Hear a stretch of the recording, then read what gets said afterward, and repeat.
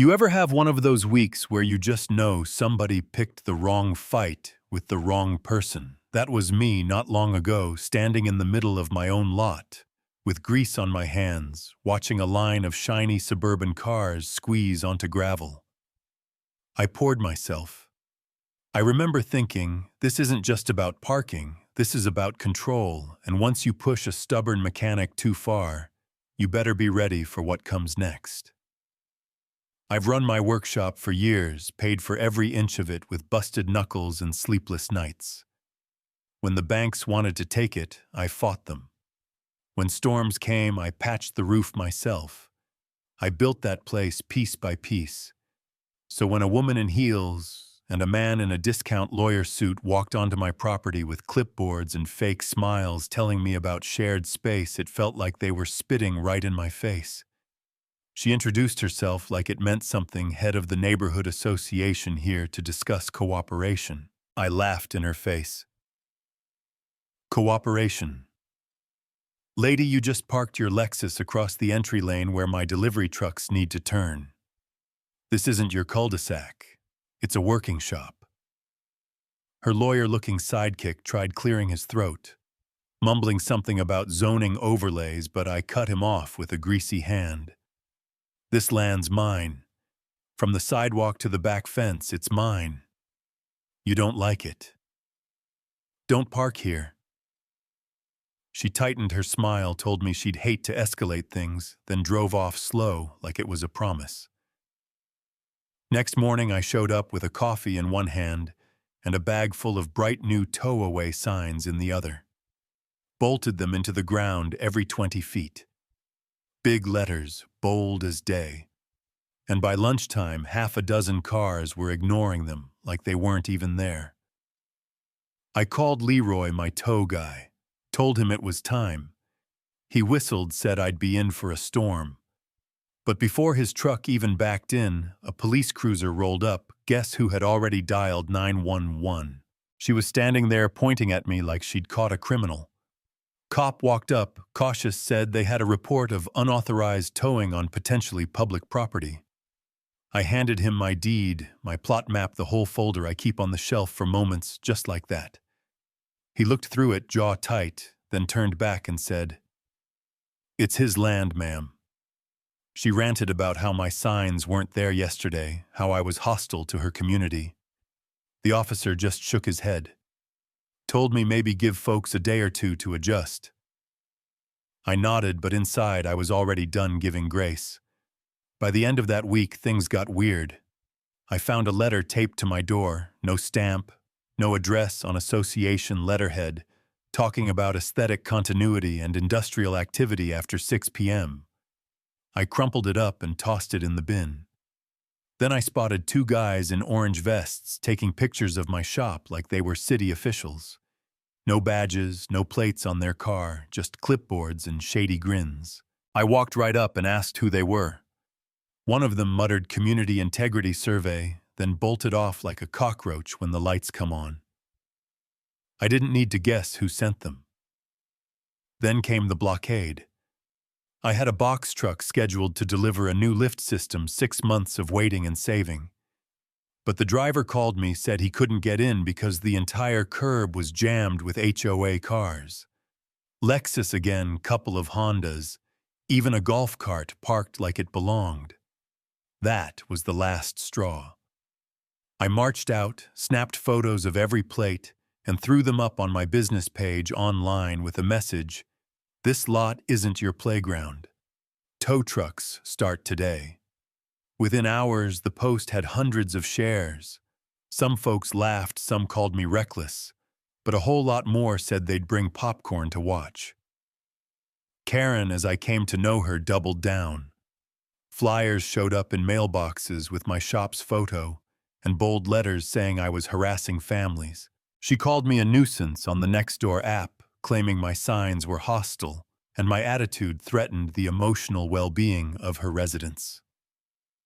I couldn't stop laughing at that.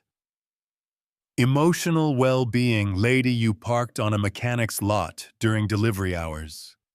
What did you expect, flowers and a fruit basket? I hired a surveyor out of my own pocket. Couple days later, he flagged the real boundary marker buried under gravel for 2 decades. My property line went further than she claimed. I framed the survey, hung it in my lobby, and added a brass plate, "Boundary disputes end here." That was my quiet declaration of war. But quiet didn't last long. 2 days later, they flooded my lot again, 7 cars, this time lined up neat like a show. I didn't even hesitate. Snapped the photos, texted them to Leroy, and told him clean house. Within an hour and a half, every single car was hooked and gone. When she showed up and saw her Lexus missing, she screamed loud enough to rattle the bay doors. Called the cops again, flailing her arms like she was directing air traffic. Same officer rolled up, and I swear he sighed when he saw it was her. I handed him the contract, the deed, the fresh survey. He turned to her and said, "Ma'am, it's his property. He warned you. There's nothing illegal about this." She sputtered like an overheated engine, then shut her mouth for the first time since I met her. But she wasn't done. Suddenly, my vendors started calling, said some woman pretending to be a city legal rep warned them about pending zoning issues. Same voice, same attitude. My lawyer Grace told me to document everything. So I did. Then came the dirtiest trick of all. Some clean-cut guy pulled up in a beat-up Dodge, claimed his transmission was shot, asked for a quick diagnostic. 15 minutes later, he was screaming that my tech had scratched his car. He called the cops on speaker, saying we were aggressive and shady. Only problem: my cameras caught him planting a little plastic bag inside his car when he first arrived. Cops checked it, found powder. He swore we planted it, but footage doesn't lie. Turned out he was one of their buddies, caught later in their Facebook group, bragging about dealing with that shop personally. That move turned into criminal entrapment, and Grace told me we had them cornered.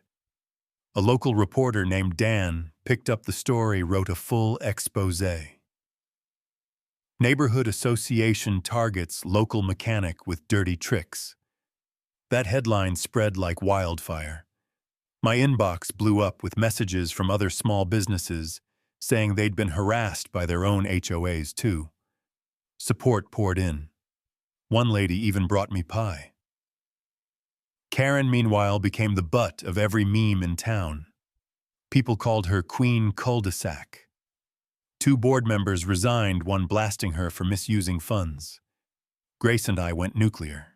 We filed a civil RICO complaint, dragging not just Karen, but her little lawyer lapdog, and the board members who signed off on her antics. Evidence stacked high, fake inspectors, slanderous flyers, vendor harassment, even the planted drugs. Then we uncovered the gold mine. She'd funneled thousands of HOA funds into a shell company owned by her cousin. Fraud, embezzlement, racketeering, the whole 9 yards. The board turned on her. 5-2 vote, she was out. Stormed out of the meeting red-faced, and by then the community was in full revolt.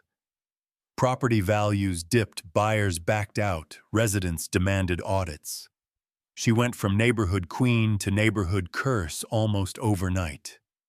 My business exploded. Folks drove in from 3 towns over just to shake my hand. We even started a coalition of local business owners who'd had enough of HOA harassment. Called ourselves the Rainier District Commercial Alliance. Strength in numbers. My lot stayed clear, deliveries rolled in smooth, and for the first time in weeks, I could actually hear the music in my shop without the background noise of entitled nonsense. I saw her once after that. Grocery store checkout line. She had a bottle of overpriced wine clutched like a lifeline. She spotted me, froze, and I just gave her a polite nod. No words. Silence was enough. Because by then, everything that needed saying had already been written in court papers, in news articles, in the empty gravel lot outside my shop, where her Lexus would never sit again. That's the thing about people who crave control.